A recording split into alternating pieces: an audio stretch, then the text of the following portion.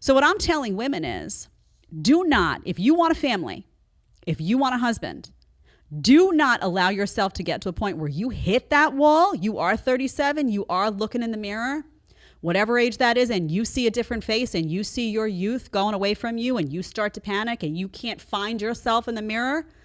Don't let that be the case while you're still on the hunt for a man, or you are going to feel inadequate, depressed, anxious, and rush in to do something toxic to your body to compensate for that.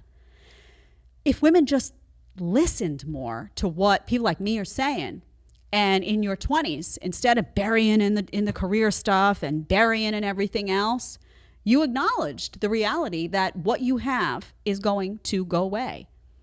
The fertility, the youthful beauty.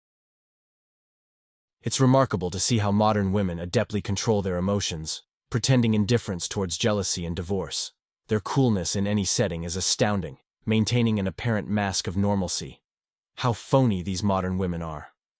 Let's go into the flip side of modern women's experiences, where they find themselves wanting for companionship, but battling with regrets about past actions. Despite creating an image of serenity, many women negotiate internal difficulties coming from a need for connection and the consequences of choices made along the road.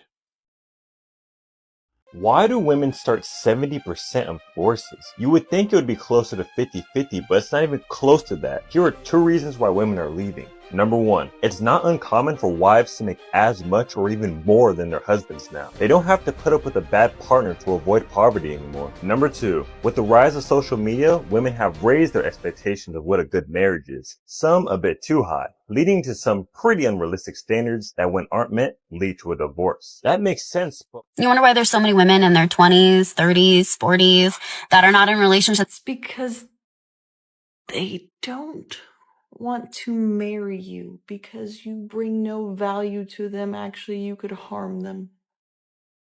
I'm gonna go with that. Yeah, it's not because you're choosing to be single. You're not. They just don't want to marry you, and they're not asking you anymore. Where are all the good guys at? They're running away from you. And they're definitely not marrying you. And the ones that have been married before, and then you go act like that again, they're really not marrying you if you think they're going to put up with you again. No, they're going to act like it. They're not going to actually call you them. If I could speak. They're not ever going to call you their girlfriend. There's even a term for it now, situationship. 6 months in, and you've been sleeping with him forever, and he's just like, oh yeah, I don't know.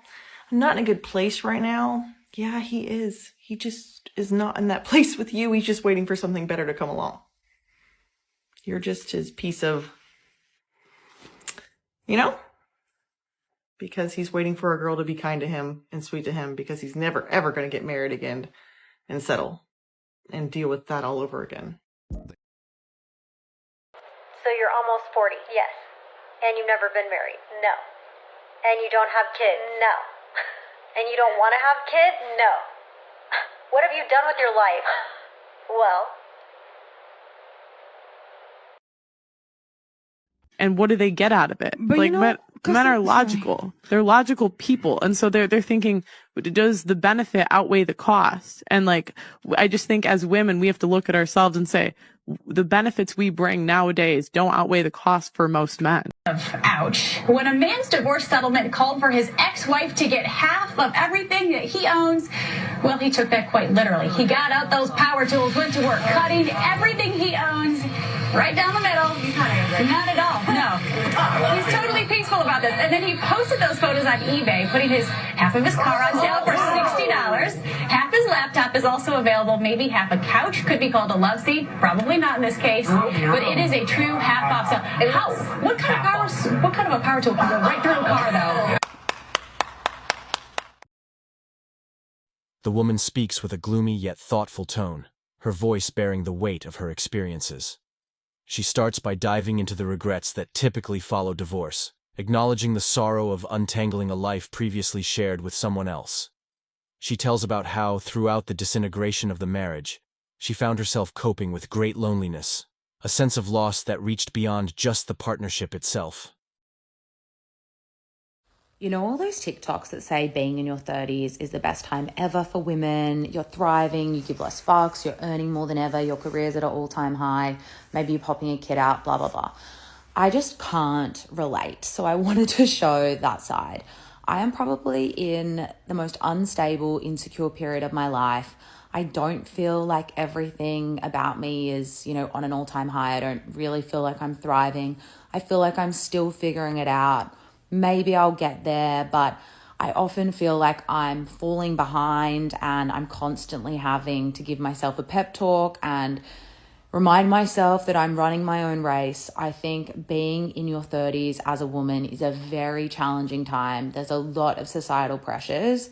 We're all over the place. So let's unite in that, in the fact that we're all doing different things at the right time for us. One of the most crucial losses she stresses is the camaraderie that often occurs within a marriage. Beyond romantic love, marriages often cultivate strong companionship, shared experiences, and a sense of oneness. Divorce ruptures this link, leaving a hole that is difficult to fill. The woman confesses how she misses the simple delights of friendship and the comfort of having someone to share her ideas and experiences with. Men are wondering, why aren't men wanting to get married these days? Why are men not even approaching me and talking to me anymore? Why are men checking out completely? Look at the risk reward of getting into a relationship with a woman, potentially for a family and kids. If you want to sleep around and just hoe it up as a dude, and salute, brother, go handle business. The game isn't the same for us. Is that enough? Can you find happiness? Can you find happiness and joy? For some men, it's great. But I think every man on a deeper level yearns for a family, yearns for that dream, like a woman that's supportive, nurturing. Divorce oversimplifies the decision, downplaying its severity. They fail to recognize the enormous impact on people and families, pushing a one-size-fits-all approach. This lack of nuance can lead to hasty decisions and regrets.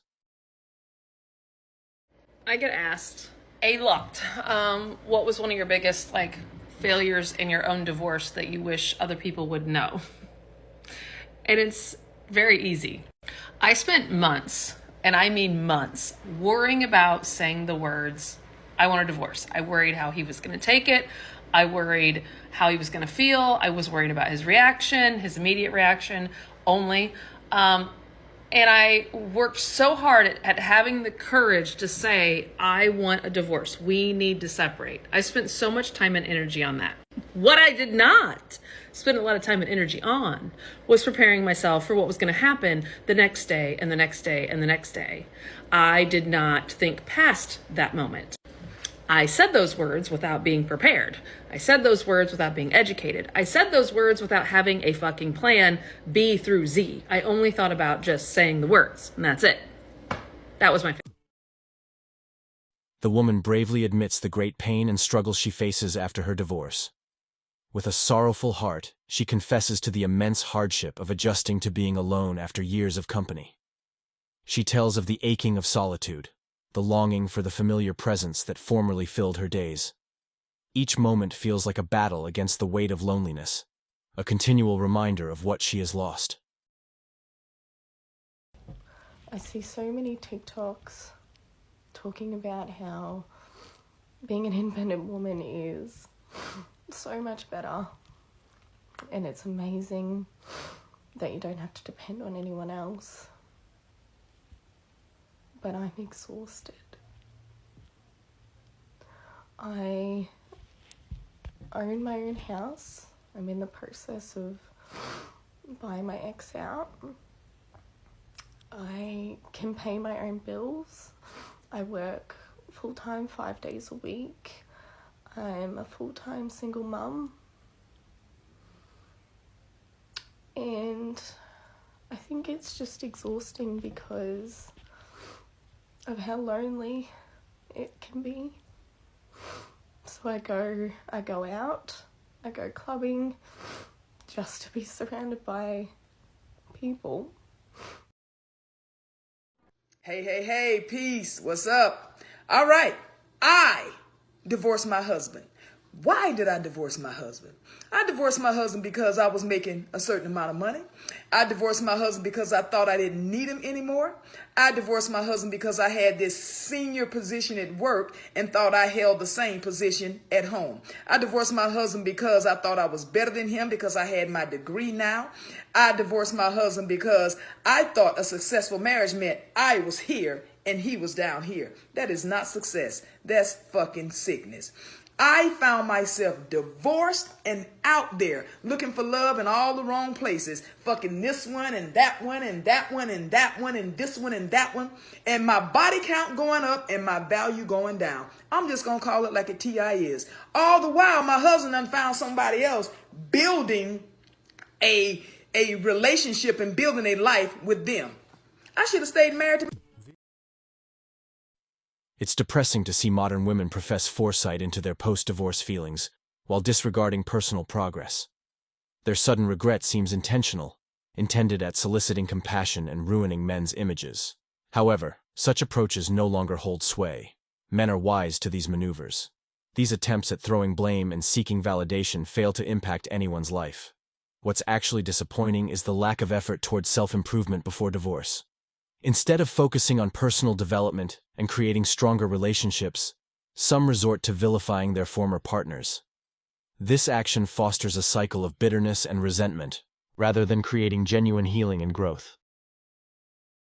They are able to claim that woman as theirs. And But name one benefit that they would get in a marriage that they wouldn't get in a regular relationship. Well, I think even though it's not 100%, there's peace of mind that that woman is not going to be loyal to you. The answer is there's none. You're dancing around it. There is none. So my thing is this. I think it's in a man's best interest to stay Peter Pan, as you would say. And I think women shame men because men gain their value in their 40s. Men understand the sexual marketplace better. They understand that women have no leverage in their 40s. And they date down and they get younger, more attractive girls. And that's the best way to go in today's day and age, where we live in a deregulated sexual marketplace where women could take everything they got, take their kids, etc. Why the hell would a guy want to commit to women nowadays when, honestly, we got inflation?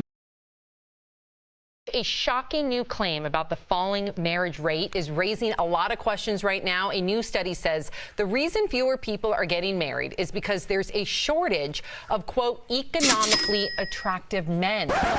Ask this question all the time. You complain about men, but are you being the type of a woman that a man would want, right? Maybe in the instant when men are not thinking with their big heads and they're saying, oh, whoa, she's half naked, great, I'm going to go for it. Yeah. That might be what a man wants. But long term, that's not what a man wants. A man doesn't want a girl that's just going to be naked all the time and put herself out there available for every man to see. You know, that I don't have to be a man to know that that's not what men want. So then you say men suck. I'm looking at you going, I'm not a dude. I wouldn't date you. You know what I mean? Yeah. Again, self-perpetuating problem. Not enough women calling out the fact that women are not desirable right now, in my opinion, right? They're sexually desirable, but I wouldn't want to take you home to mom desirable.